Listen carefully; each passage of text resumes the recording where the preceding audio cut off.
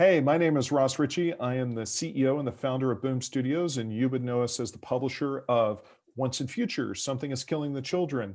We only find them when they're dead, Seven Secrets, Buffy the Vampire Slayer, Power Rangers, Mouse Guard, and Lumberjanes. And today I am so excited because I've got my good friend Brian Azzarello I'm talking to today. And you would know Brian as the creator of 100 Bullets, one of the most innovative comic books that was published in the past 25 years.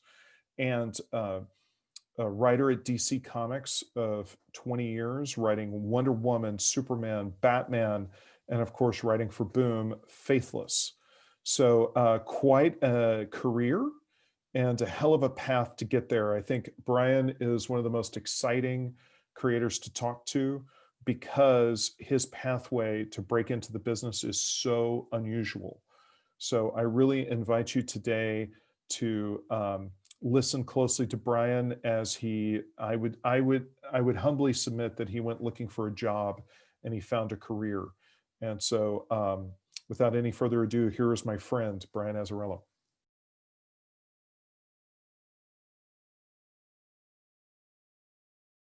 But let's go back. Let's go back. Like, where are you from? Cleveland. Okay. Now, I have never been to Cleveland. And so tell a dumbass Texan from San Antonio, like, paint me the backdrop of suburban, urban, rural, like. No. It was,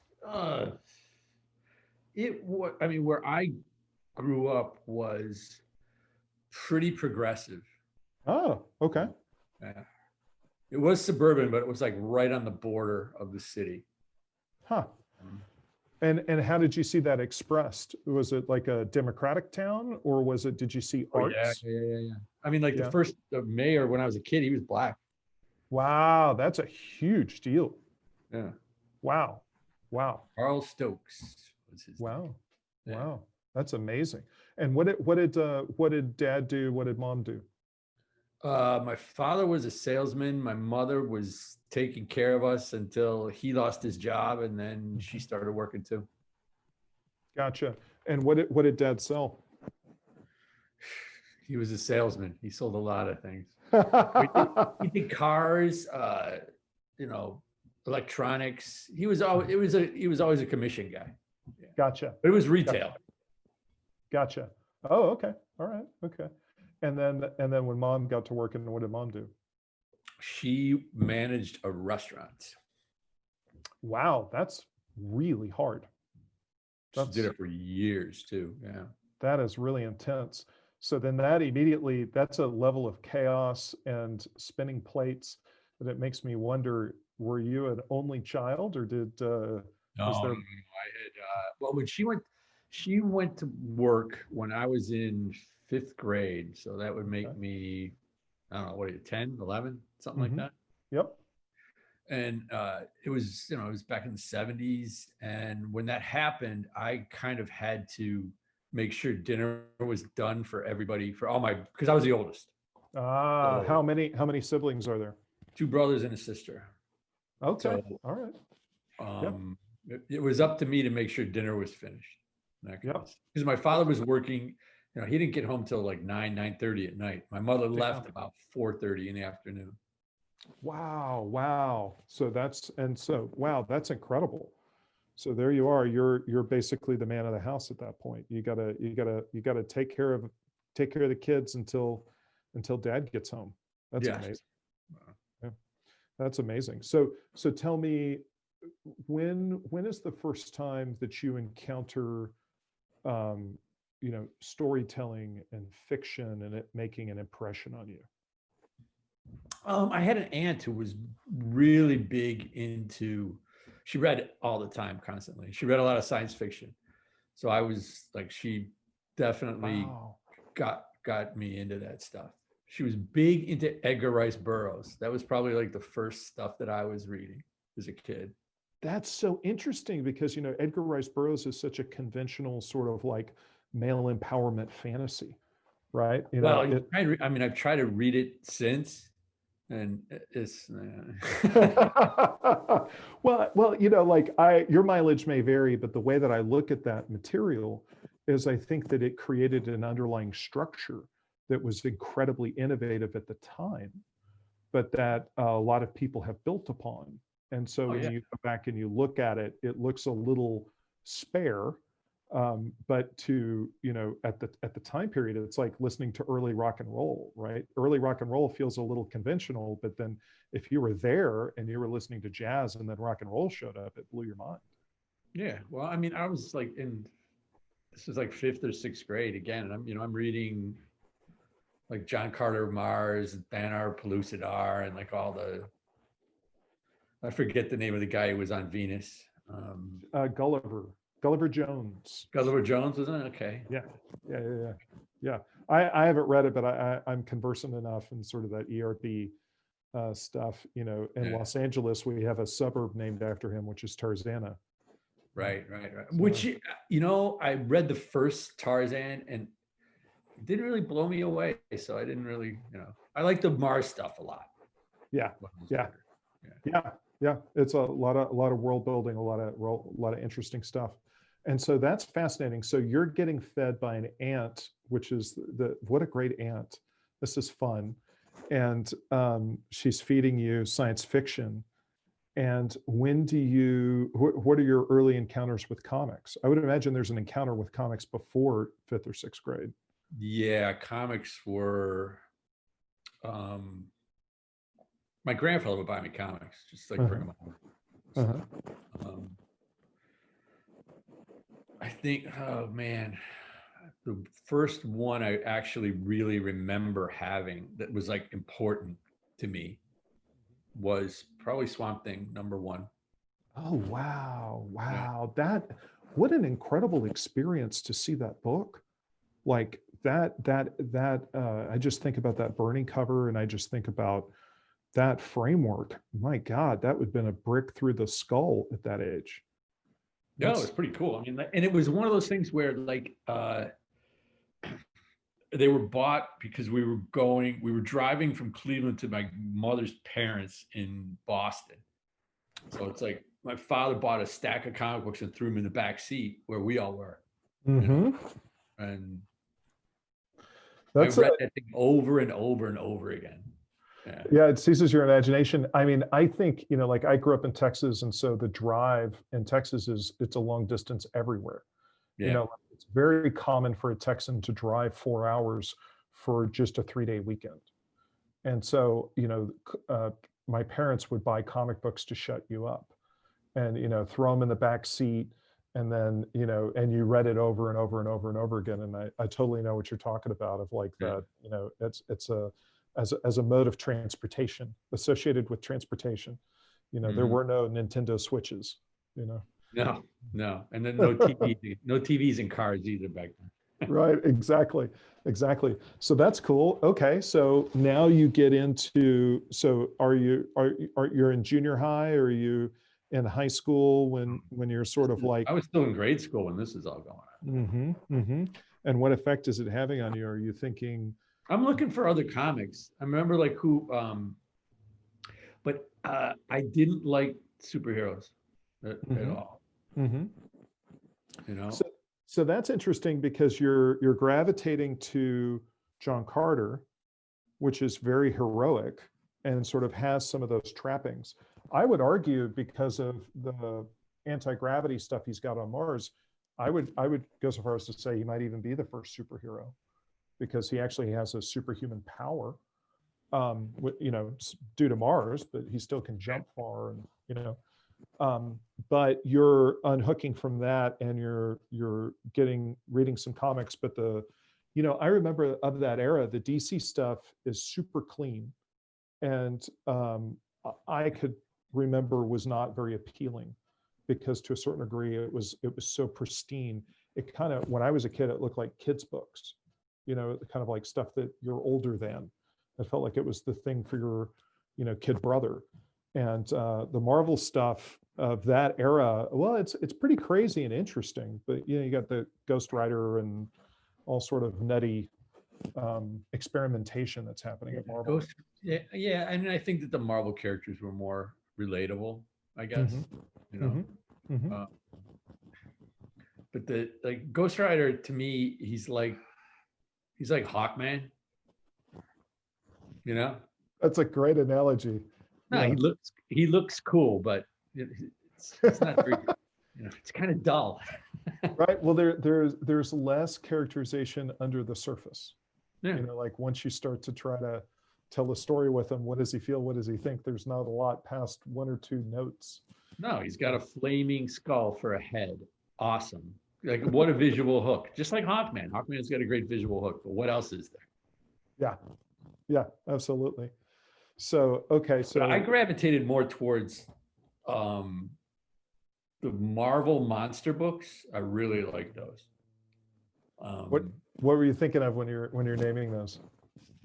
Well, like where where monsters dwell, creatures on the loose, and Werewolf by Night, Tomb of Dracula, Man Thing, and those books. Was it I Zombie? Was that the one in black and white? Yeah. Well, I was trying to remember if it was Zombie Tales, I Zombie, yeah, something like that. So you were on Man Thing, and so you're reading Steve Gerber. Yeah. And that's a trip, because I still think those books are spectacular, impressive, amazing, like what he was doing, where he really wasn't telling Man Thing stories. He was telling stories about, it was almost an anthology with some supporting cast. Well, like what was the story that Man Thing had? He didn't have anything. Yeah. Yeah. Absolutely. Other than, I mean, he had a cool, whatever knows fear burns at the Man Thing's touch. I mean, it's a good line. Stuck with me. Yep. So that's fun. So you're reading the monster books. That's and the cool. DC War books. Oh, the war books. Were you all the way in on the Big Five? What do you mean? That's that, a lot of those war books DC bought from another publisher in the 1950s. And the collectors, the collectors call them the Big Five. It's, I'm going to screw all the titles up because I only just put my toe in it. Our Army at War. Yep. Star Spangled War Stories. Yep. But was Weird War Tales. I loved Weird War Tales. That was amazing. That stuff was cool. I published that Sergeant today Rock, if I could. I love Sergeant Rock, and I loved Unknown Soldier. I like those things. But yeah, the reason I loved them was because of Joe Kubert. Interesting. Okay. Yeah. It was the art that was really like this powerful, amazing to me. Yeah. Was there anything about Kanigher's sensibility and storytelling? I mean, I see when you point out Rock to me and I think about your work, there's not a one-to-one relationship, but I can see how you'd be attracted to the character. Nothing against Kanigher, but a lot of times Joe told a better story on the cover than the story that was in the book. Yeah, fair. Yeah, that makes sense. Kanigher was either, the good stuff was amazing, and then there was a lot of other stuff. Yeah. And then like the Unknown Soldier had a really good look too. He looked, for a guy with bandages on his face, when Joe Kubert drew him, he looked like a badass. Absolutely. Absolutely. And a great name, Unknown Soldier. What a great name. Yeah. That's fascinating. And so that's, I'm trying to think about, so what's interesting is this is during the Vietnam era, right? And so, and you're reading World War II comics. And so there's no sort of like any sort of conflicted, you're not reading any sort of like negativity towards the military. You're just seeing badass characters that you like with the incredible Joe Kubert. Yeah. There's stories. They look good. Yeah, that's cool. And so then do you start to experiment with any creative writing when you enter junior high? Yeah. I was, did it pretty regularly. I've always sort of had a knack for it, I think. Mm-hmm. And was that something that when did it first occur to you that it could be a job? It never occurred to me until Again, you and I have met and hung out a bunch, but we don't know each other that well. And I just feel such a kinship with you. And I feel like the kind of places that you and I came from, the idea that that could ever be you is impossible. Again, I'm projecting. I don't know you that well, but the kind of place I came from, the idea that anybody would ever be a writer and be successful is just insanity. No, it was not. I'm not like a lot of people that are in comics. This is not what I wanted to do since I was a kid. Yeah. And so what did you want to do since you were a kid?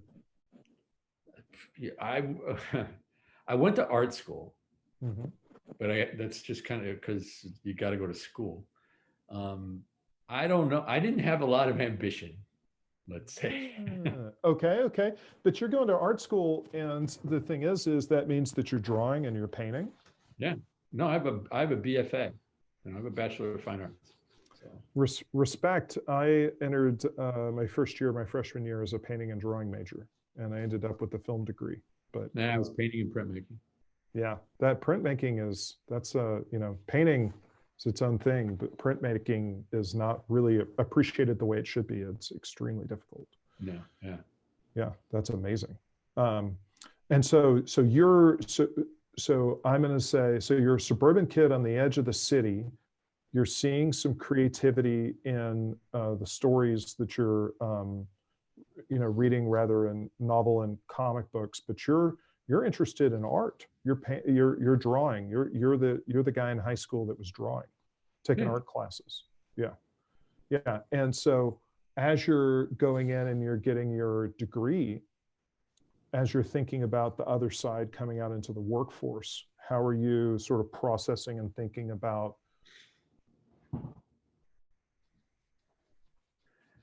Hey, I was a janitor, Oh, is that right? I didn't know that.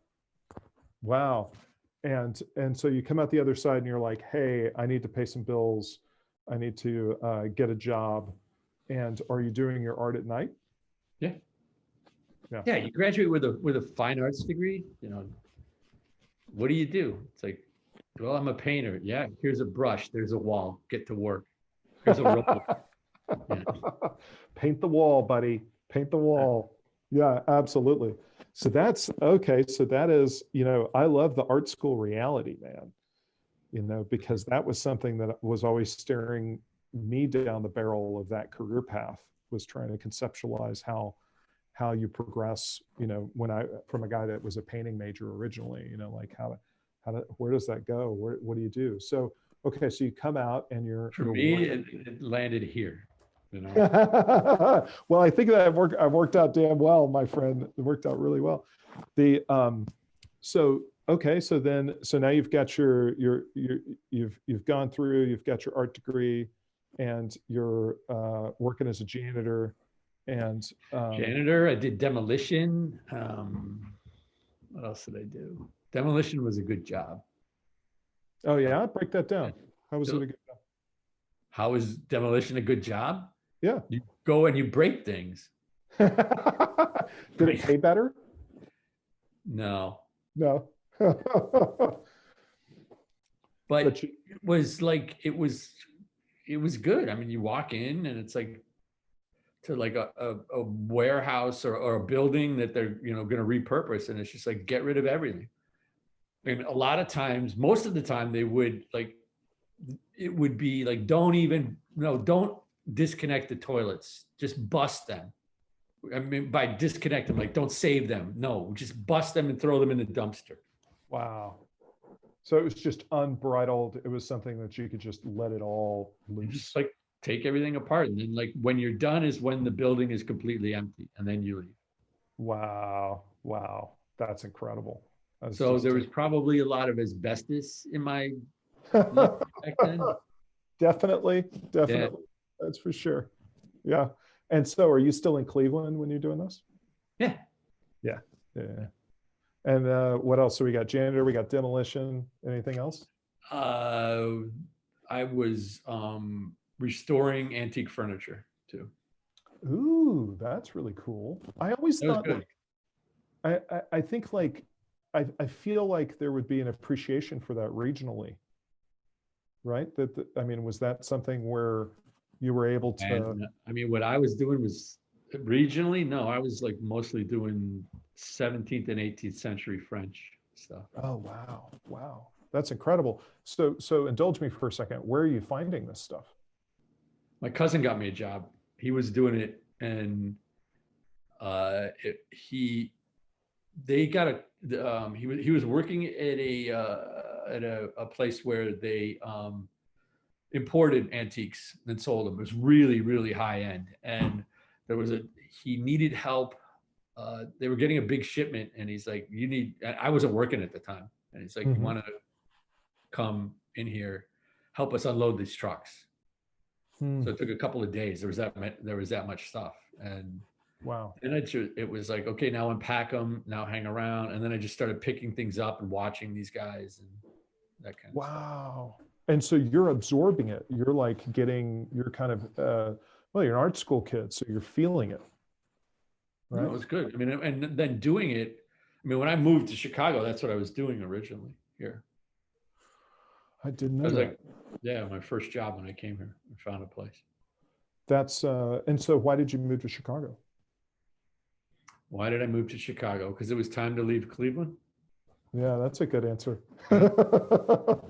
There's a lot of reasons to leave home for sure. Yeah. I mean, and it was like, do I go to New York? Do I go to LA? Do I go to Chicago? I really had just those three choices to me. Chicago was, out of the three, the most affordable. So that's what I took. Yeah, absolutely. Now, give me a little bit of background relative to your creative mindset. Where, like, are you listening to music? Are you still reading books? Am I listening to music? Yeah, I listen to music. I was a DJ for a while too. I was on the radio. Who were your bands? What was your music? My music was very, very, well, very eclectic. But when I worked in a nightclub, and so I was playing dance music. But it was like new wave stuff, punk, new wave, that kind of. Yeah. That's a great era for music. That's a lot of fun. That's a lot of good stuff in there. A lot of influential stuff. So you're kind of nurturing your creative life there. You're sort of still in the world of the right brain, and you're doing that. I've never visited my left brain. I'm sorry. I love it. It's it says, to let. And so, okay, so this is a little nerdy from one ex-art school kid to another ex-art school kid, but like as a painter, and I'm presuming you said your degree is in painting and printmaking, and I'm going to put an emphasis on the painting, unless you're telling me that the printmaking was still something that you were doing even after school. But is the furniture, what you're doing with the furniture, is that scratching that itch, or are you also? It did, but I was still doing what I was doing I was still painting, and printmaking. What I did mainly was I wood blocks, so I was cutting a lot of. Yeah. That is very difficult, and when done well, is really incredible. So that's really cool. That's amazing. So it's time to go, and you've got a skill, right? You've emerged with a skill, and you go to Chicago and you get a gig with the skill, right? You're working on furniture. And so how are you, did you just slide right into Chicago, no problem? Or is it overwhelming? It's a big city, or how do you find your way? It was no problem. It was just Cleveland. It was like Cleveland, but bigger. Got it. And what's the when scene? I came here, it was like, I moved in January, and then like it's baseball season, and it's like I can't follow the White Sox because it's an American League, and I'm an Indians guy. So then it's like, well, I'll follow the Cubs. And it was like, this is really easy. They're just as bad as the team I left behind. I'm used to this. Oh, that's great. That's great. And it's interesting to me. I'm not a professional sports guy because like you going from Cleveland to going to Chicago and being able to slide into a new allegiance, that's always been hard for me, right? It's like I've lived in Los Angeles for almost 30 years and I still don't cheer for the Lakers. You know? Well, the Bulls, I couldn't stand the Bulls. Ah, okay. All right. Michael Jordan. And what? But explain to the like, why not? The same reason you just said. It's like I'm from Cleveland. The teams I grew up on, I was like Cavaliers and the Browns, the Bears. Oh, the Bears here. The Bears are like Jesus and the 12 disciples in this city. You know. Oh my God. Especially like it sounds like you got there just before the massive run that they had in the 80s when they were like became a household name. The Bulls? No, that you were saying the Bears. Bulls, the Bears were 85. That's when they won. But to this day, they're still like, you know. Yeah. I think that they're, for most people here, that is more important than all those years of Michael Jordan. That's amazing. I have to say, one of the times I was driving through Chicago and out on the periphery, I can't remember exactly where I was, but I drove past a tire joint and they had a sign out that said Ditka is God. And like that was maybe like 8 years ago. Yep. So that was pretty amazing. So and so you're loving it. Do you have any conflict? Do you have any sort of trouble with the city or fitting in or finding your place, or do you find any other creative people when you land? Yeah, it did. I mean, I lived in an area. It's an area called Fulton Market that right now is completely developed. It is really, really high rent. It's like Restaurant Row is there. It's, you know, and it used to be it was like the meat packing district. Okay. So I lived in a warehouse there and there was nobody around at night, nobody. And there were times where I would be in a cab because I didn't have a car back then, going home, and the cab driver would be like, "I'm dropping you on this side of the railroad tracks. I'm not going over there. It's dangerous." Wow. So I just would walk the rest of the way. Yeah, yeah. You know, and it seems like that is such a recursive American story where it's like the bombed out part of town is where the artistic people go, and then they make it amazing. And then all of a sudden, they can't afford to live there anymore. Exactly. But I was living with a friend of mine, and we found this place, and we signed a 5-year lease. Whoa. Yeah, because the woman that owned the building, she's like, sure. I think she realized that she owned more than just one building there. Yeah. And she realized it's like, this is going to turn. It's not going to turn in 5 years though. So they can have this place for $660 a month. And we had the whole floor. It was like 3,200 square feet. Good Lord. Yeah.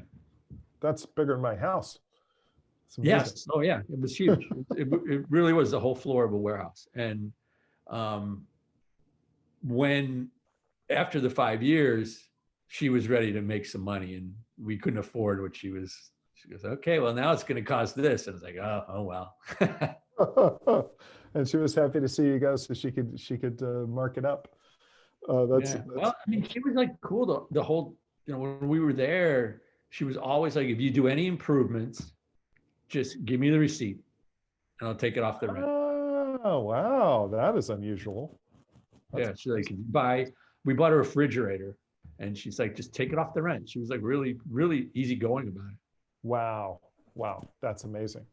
All right, let's get back to the job. So you're doing furniture. Do you stay with the same company for a good long jag, or are you? It wasn't a long time. Probably, 2 or 3 years. Mm-hmm. Mm-hmm. And then what comes after that? Then, what did come after that? Oh, we bought a computer. it was like, it was when they were just coming out. I mean, Yep. pretty much, you know. And I think we had it was an Apple. We bought an Apple. We had two monitors. One was the Apple monitor. The other one was a raster ops. We had a printer, and we had a scanner. And I think that whole setup cost us like 15 grand. wow. You know? Wow. Okay, so first of all, what inspires you to spend 15 grand on a computer? I didn't want to do furniture anymore, and the guy that I was living with didn't want to do. What was he doing? He was building architectural models, and I think he saw like this isn't gonna last much longer. It's like there all this stuff is going digital computer. I don't even think we called it digital then. I think it was just computer. Yeah. You know. Yeah. Yeah. Absolutely. Well, what foresight that he saw that, because I remember my dad was an electrical engineer and he saw my interest in art and he kept trying to get me. My dad was in computers in the 70s. And so he would try to set me up with CAD as like a drawing program, you know, and so that era, he's trying to convince me to do art on the computer. And so, yeah, that, you know, I remember those tools that you could use at that time period really clearly. I don't even think CAD is used anymore, is it? No. They have that whole language. Yeah. I mean, it is such a relic. It's one of the first. It's like referencing BASIC or something. So 15 grand, and how the hell do you pay for that? Because that's expensive today. We borrowed money and we paid. Okay, amazing. And then and so what do you do with the computer? Well, we were supposed to be doing computer graphics. It didn't really work out that way. Yeah. And well, did you get you were thinking of, when you say computer graphics, like being designers on the computer? Yeah, that kind of stuff. Yeah. And so it doesn't quite pan out, but does it lead to the next thing? Yes. Yeah. The guy Chris, who I was living with, he would go down to the Art Institute, to the job boards, and like get stuff. You know, that's smart. like, yeah. Because we were nobody, and he comes back one day and he grabbed this thing. He goes, "Hey, you still read comics, right?" I go, "Yeah, occasionally." And he's like, here's something for a comic book company. They're looking for somebody to make some ads." I'm like, "Oh, and ding. That's big. All right, so let's hit the pause button for a second and say, when you read occasionally, what is between sort of the Marvel monsters and this point in your life? What did I read in there? Well, I read Watchmen, and I read. Okay. I don't think I was reading anything on a regular basis. I did read Alan Moore's Swamp Thing on a regular basis. That was something I was getting. And so are you reading off, when you say on a regular basis, are you going to a store, or you buying from a newsstand? Oh yeah. Okay. Because like when I got into Swamp Thing, I was reading off the newsstand. I hadn't gotten to the shops yet. And so now you've been exposed to the culture. And so you've sort of gone in and you're reading that on a monthly basis, and you're seeing sort of the layout of the stuff that's on the rack, and you're exposed. Yeah, at this point. Oh yeah. Yeah. Well, that's big. So, well, okay. So somebody, and by the way, you know, the Chicago Art Institute, what an incredible thing. I've just my entire life been in awe of that place. And every time I have an opportunity to go, it's mind blowing. So just having that as a resource at that time in your life is gigantic. So you check this out, and I think I know where this is going, but tell me, what's the company? Company was North Star. Okay, so break North Star down for a minute. What do you mean? I know who North Star is, but I doubt there's many people in our audience that do. North Star, when I got there, was not probably what North Star was before I got there. Okay. I think the big thing from North Star was Faust. So it was Tim Bishop. Yep. So let's take this side thing here. So Vigil is I would say, horror action artist who bursts onto the scene. I've forgotten what comes before Faust. Was it Grips? I think I don't Grips know. came before Faust. And so it makes this huge impression with Grips. Faust becomes a massive, this is David Quinn is writing Yeah, yeah, he was Faust. And this is has a lot of nudity and a lot of gore, and is very extreme. And so you think about in the 1980s, the horror films were pretty graphic for the era, and pretty bloody, and Faust went a lot further than that. Yeah, it was the whole, and like as far as books, it was the whole era of like splatterpunk, that kind of stuff. Mm-hmm. Mm-hmm. And so who's working at North Star? How many, is it like one person? Is it 5 people? Is it 15 people? No, it was 3, maybe. Yeah. I think. And do you remember their names? Neil, Jerry, and another Jerry. Neil, Jerry, and Jerry. But it was owned by Andrew Rev. Oh, I didn't get that connective tissue. Okay. Yeah, he owned North Star and Comico. Got it. So I think for the audience, how he came about getting that, I don't know. I think there's some shady dealings going on though. Gotcha. It's Andrew. So, and I think it's worth explaining to the audience, one of the things that happens in 1984 is the Teenage Mutant Ninja Turtles #1 is published, and it is an immediate bestseller and keeps selling and selling and selling, and is a massive hit well before it's a cartoon, well before it's all the things that you know for the Turtles. And that creates a renaissance in comic book publishing where, and I think the differentiator here is, this is a black and white comic with the Turtles. And so all of a sudden you get this tremendous amount of writers and artists putting together their own comics. And there's what's called the black and white glut, where there's all these black and white companies that are. Wasn't it a boom before it became a glut? It always is. And so now you're in the boom era of the black and white. I think a post boom. Post boom? Okay, so it comes out big, it chokes all the racks, and stuff's starting to go down the tubes. And North Star is hanging in there, no doubt on the power of Faust, I would imagine, which was. It's not hanging in there very well. No. Uh-oh. Uh-oh. No. So, and so tell me about showing up and saying, hey, I heard you need some ads. Right. And then they told me what they needed. I went home, made them on the computer, came back. It was on a Friday. I came back with 3 versions of the one thing that they needed. And they were like blown away that I would do something like that. Like there was extra work. Mm-hmm. And it's like, no, I'm just giving you a choice. Didn't do any extra work. It's like, well, it's very professional. It's a professional designer comes in with 3 different approaches to see what the client wants. And so often, I think with comics, especially when you're a young publisher and you don't have a lot of resources, you're amazed that somebody would be that professional, because sometimes you're not, so that's great. And so they have this huge response to that, and they hire you. And now this is freelance. This is not staff, or is it staff? Yeah, it's freelance. Yeah. And so then are you in the rotation then when they need an ad? Yeah, I was just doing stuff for them.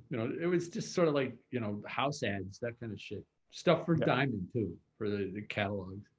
Yep. Yeah, that makes sense. I wouldn't be surprised if there was a comic buyer's guide ad in there. In fact, I think the first thing I did was for Diamond. Wow. Or for all of them, actually, Right. There were so many back then. Yeah. Yeah. There was at least like 18 distributors. So, okay, well, that's cool. That's fun. And so you're enjoying that work. Were you finding that it was paying the bills? What, comics? Well, so you're doing this as the side thing for, doing a lot of other things too. Yeah. Give us any sense of what those other things could Just be? like doing ads for other people, just like, Mm, just hustling, doing that shit. yeah, yeah. Okay, so then things progress along with North Star, Well, and then because I'm working for North Star, I'm also doing stuff for Kamiko too. okay. Now I'm moving along the timeline and I'm thinking about the era, and so This Kamiko, is like 90, I'm going to say 293. yep, yep, All yep, right. yep, and so Kamiko is important because there's this early 80s direct market publishers. So I think of like Eclipse and Pacific, and they're in that first burst of pioneer independent comic book companies. And then you get Kamiko, who pops up. And Kamiko is famous for doing The Elementals, which was a huge hit. And they're also doing Johnny Quest based on the old cartoon show. Probably, don't forget Grendel. That's probably their. Yeah, fair enough. Grendel is Grendel was pretty big. huge. Mage for me personally, emotionally, was Mm. massive. Mage was huge, but Grendel, yeah, is a very big hit. And so then, but Kamiko, and meeting I was at MoCA a couple of years back and met the founders of Kamiko, and it was my little fanboy moment. And so the founders, so what was it? It was like a book deal. I want to say they did a deal with Classics Illustrated that over leveraged the company, and they got into some financial trouble. And then Andrew Rev takes over. Yeah. And He do bought it. you, They went bankrupt and he bought it. okay, buys it. And so he's got this and North Star. And are they being run independently, or are they being run basically as one? It's one. Yeah. Same office. Yeah. Same people. There's no, Jerry and Neil worked for both sides. Gotcha. And so, okay, so now you're doing stuff for Kamiko. And do you remember some of the stuff that you were doing these ads for? Yeah, Elementals, I think. Yeah. All right. And so then when There did wasn't a lot. They weren't doing a lot. He was. What an era. Say that again. I'm sorry. I said, what an era. Yeah. What an era. That is very well put. He had so many things on the shelves. It's like, when are you going to publish this? Why do you have this? Why aren't you publishing this? Commissioned work. So he commissioned work and didn't publish it. Well, there was that, yes, but there was yeah, he did that for sure. But there was also stuff that he got when he bought Kamiko. Assets. Yeah. Yep. And you just never knew. Like, you'd go in there, you'd see these things on the shelf, and you'd be like, "Well, what's up with this guy?" Yeah. And so, and now, do you cross paths with? So, it was Bob and Diana were at Kamiko, right? Not when I was there. Right. So that's much earlier. And then this was Kamiko in Chicago. Bob and Diana were Kamiko in Norristown. Right. It was Pennsylvania. Right. Yeah. And what about Shelley? Is Shelley there? No, Shelley's. No, I think Shelley. I don't think she might have been in Vertigo by then. Okay. So, okay. And then, so you're clicking along and you're doing freelance for them. And then is there a point at which they say, "Hey, freelancer, do you want to come on staff?" Yes. So what was that conversation like? And give me a sense of what was going on. I don't remember the conversation. I remember Jerry, one of the Jerrys, taking me out because he was leaving, and he was the guy who was running things. And he told me, "You don't want to work here. Don't work here. This is a bad place. Don't do it." Wow. And so I presume this is your friend. Yeah. What do you mean? Well, I mean, work acquaintance, but you're friendly with him, and he's basically saying to you, "Don't take the job," and you end up taking the job, right? Yeah, I mean, we weren't friends. I haven't seen him since. Or yeah. Gotcha. So what are you thinking when he's saying to you, "Don't take the job"? I'm thinking I'm going to take the job. So why are you going to take the job? Because I think I can do it better than he can. Gotcha. Gotcha. And what is the job? What's the gig? There was never just one job. It was doing everything. Wow. Like I said, there was 3 people running this company. We were doing everything. Yep. Okay. Got it. And so, so this is interesting because you have not exhibited in this journey yet any interest in publishing. And so now you're jumping, ass deep into a publishing venture, probably shoulder deep into a publishing venture. And so this is editorial. So now you're going to be interfacing with freelancers. You're going to be running deadlines.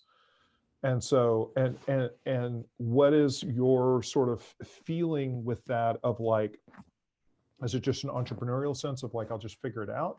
Or is it, this looks really interesting and I'm interested in this kind of work? Or like, there was definitely the entrepreneurial sense there, but there was also, there were a lot of creators that had stuff outstanding with him. And I thought I would be able to help them and get this stuff published. Gotcha. He was always working an angle, and it was never a good angle for the other person. Gotcha. But I thought if I'm here, I can interface and we can get some of this stuff done. There was one thing, it was called Jaguar Stories by Steve Siegel and Mike Allred. Yep. And I thought it was fantastic. He was holding it hostage.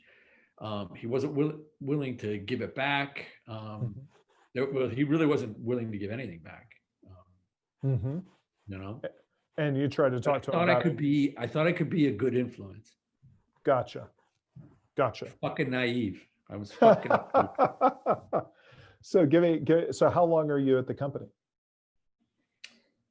I think I left in 90, maybe 96.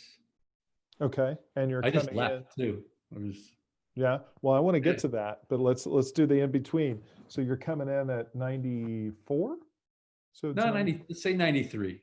93 to 96. Okay. And so have you done any writing at this point? Have you written anything?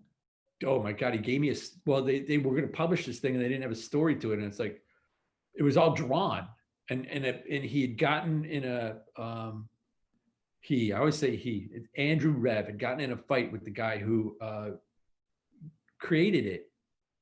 And he was going to publish it. And he just gave it to me. He goes like, write the words, what they're saying. That's amazing. And so you're at the company at this point when he hands it to you and he's basically like, script this. Yeah. Right. And it was fully drawn. So. And did you script it? Yeah, I did. Yeah. And so, and that's the first time you write something. For comics, yeah. Yeah. Well, so now you put a modifier on it and I got to know. So had you written something not for comics before that? I had written videos. Okay, sure. Yeah. Okay, so here you go. You've scripted something, and you've got some Andrew Rev problems here, where you're seeing some conflict with the freelancers and some sort of things that you don't agree with. You're trying to influence it in a good direction. Are there any other highlights from that era? You talk about Jaguar Stories and there were no highlights from that era. Other than the exposure, sort of. I should have listened to Jerry. Son of a bitch, Jerry was right. Oh, it's too funny. Oh, that did come. That moment did come. It's like, yeah, Jerry was right. Okay. I gotta ask, do you remember how deep in you were? Were you a month or were you 6 months or were you a year?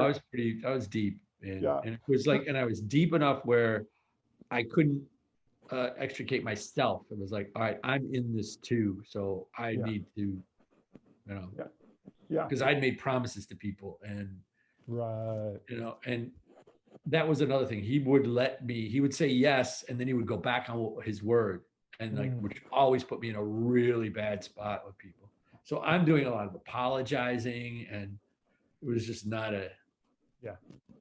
that's not good. Okay. So you're in a place where you're like, okay, I'm in too deep. I've got a boss that's a problem. And what's between that and walking away? Man, I just okay, there was something, I can't even remember exactly what it was.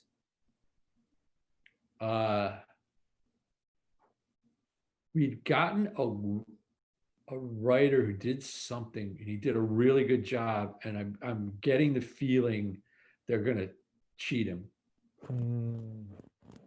And it was something that Andrew had a brother who was on the West Coast, and his brother had gotten his hands on some project that and it was, God, I can't remember who the artist was, but it was a little bit of, it was very Sienkiewicz influenced, but they needed the story to go with it. And it was another one of these things where they just bought these boards, and it was like 90 some pages of them. And so the name of the writer, it doesn't matter, but he did the work, and the work was good, and it was time to get paid. And I really got a sense they were going to cheat him.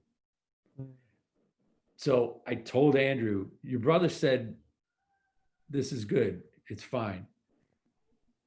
And then the brother, like, he got really pissed at me because Andrew cut the guy a check, and I'm like, get out of here, take this check and get out of here. And wow.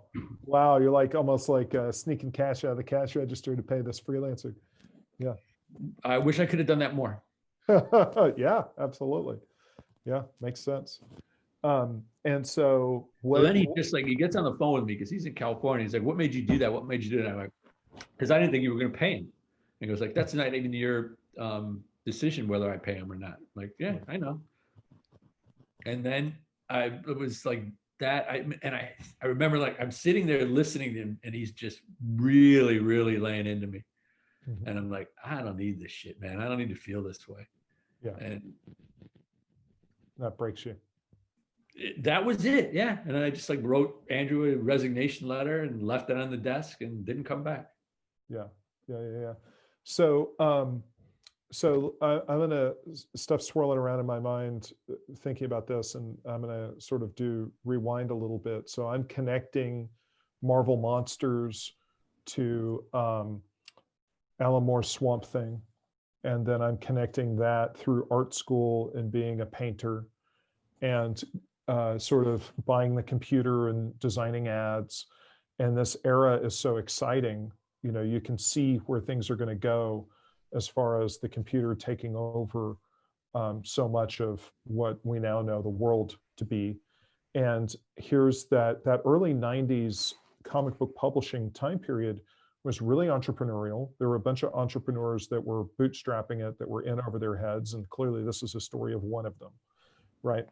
And but it was exciting. You know, you'd go to a comic book convention and there was a sense Image had launched, and you know, there was a huge conversation that was happening in the Comic Buyer's Guide about how Image was going to fail, and the Comic Buyer's Guide was the watering hole for comic book people to talk. Well, so, I think a lot of that was because people wanted Image to fail. Oh, I think there's no question. I completely agree, and there clearly, a shitload of sour grapes back then. I think I completely agree with that. But I think it's also interesting that in a business, any business, to see such a round condemnation from the, and now I'm going to use the air quotes of the experts, that then turns into such a game changer. And I don't think there's many things that can be compared to how completely the business was transformed, the way that it was transformed by Image. No, well, then everybody wanted to, you know, repeat it. You know, Dark Horse did their Legends thing, and you know, Malibu was the Ultraverse, and you know, well, here's a fun little sidebar. I don't know if you're hip to all this stuff, but you know, Image launched, and there was that group of creators like John Byrne and Walter Simonson and Art Adams and Mike Mignola that were buddies, and they were looking over the edge of that and going, huh, that looks pretty cool. I'd like to do that same thing. And they split into two groups. And so one group, led by Walter and Howard Chaykin, goes on to become Bravura. And then the John Byrne, Mike Mignola group with Jeff Darrow goes on to become Legend. And I believe both of those deals were shopped by Harris Miller back in the day.